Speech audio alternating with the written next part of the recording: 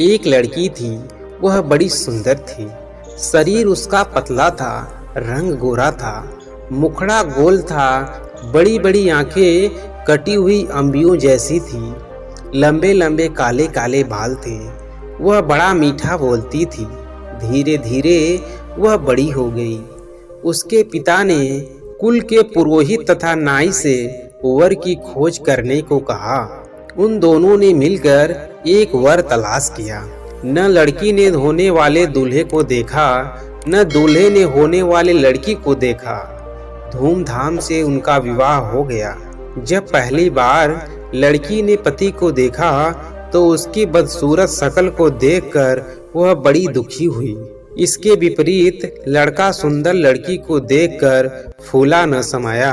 रात होती तो लड़की की सास दूध में गुड़ या शक्कर मिलाकर बहू को कटोरा थमा देती और कहती, जा अपने पति को पिला। वह कटोरा हाथ में लेकर पति के पास जाती और बिना कुछ बोले चुपचाप खड़ी हो जाती। उसका पति दूध का कटोरा ले लेता और पी जाता। इस तरह कई दिन बीत गए। हर रोज ऐसे ही होता। एक दिन उसका पति सोचने लगा, आखिर यह बोलती क्यों नहीं। उसने निश्चय किया कि आज उसे बुलवाए बिना मानूंगा नहीं। जब तक यह कहेगी नहीं कि दूध पी लो, मैं इसके हाथ से कटोरा नहीं लूंगा। उस दिन रात को जब वह दूध लेकर उसके पास खड़ी हुई तो वह चुपचाप लेटा रहा। उसने कटोरा नहीं थामा। पत्नी भी कटोरे को हाथ में पकड़े खड़ी रही, कुछ बोली नहीं। बेचारी सारी रात खड़ी रही, मगर उसने मुंह नहीं खोला।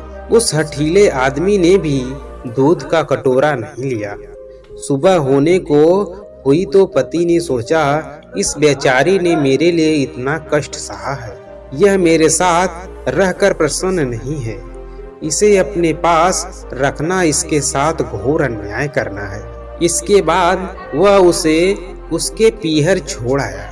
बेचारी वहां भी प्रसन्न कैसे रहती। वह मन ही मन कुड़कती, वह घुट घुट कर मरने लगी। उसे कोई बीमारी न थी, वह बाहर से एकदम ठीक लगती थी। माता पिता को उसके विचित्र रोग की चिंता होने लगी।